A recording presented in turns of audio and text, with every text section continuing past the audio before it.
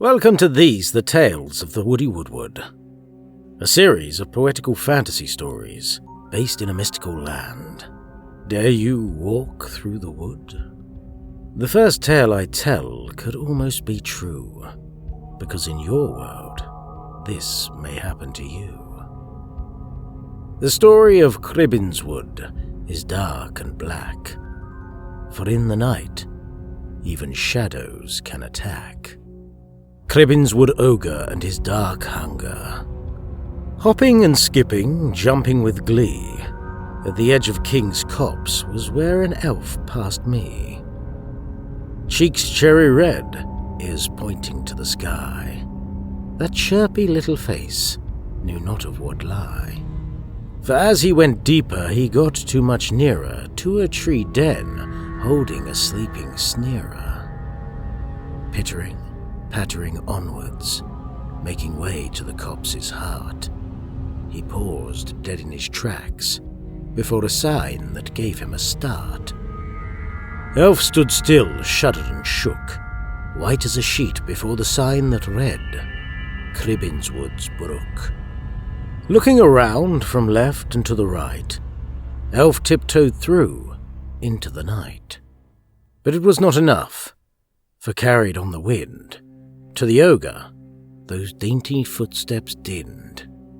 Awaking like a bolt, Cribbinswoode arose, put on his hole-ridden boots, and called for the crows. The ogre made his way to the outside world, up to the door at the end of a stairway which curled.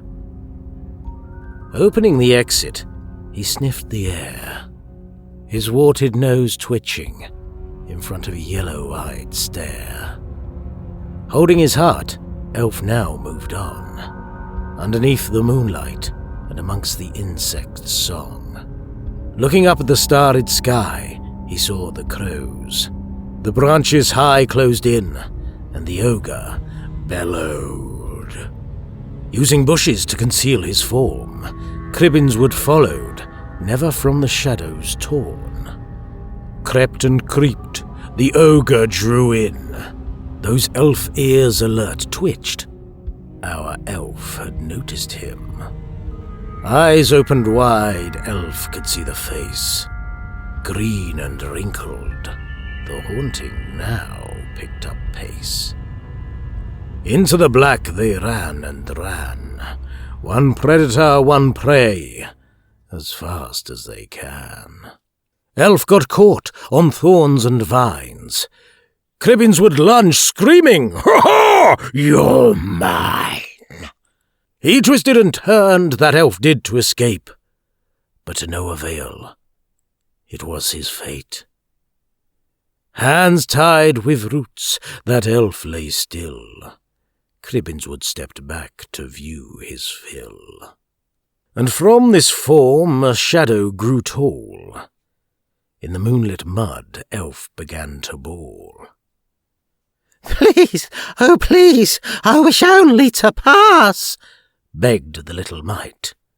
"I only want to be at home," prayed the elf caught tight. "I have no pity for you," grunted Cribbinswoode.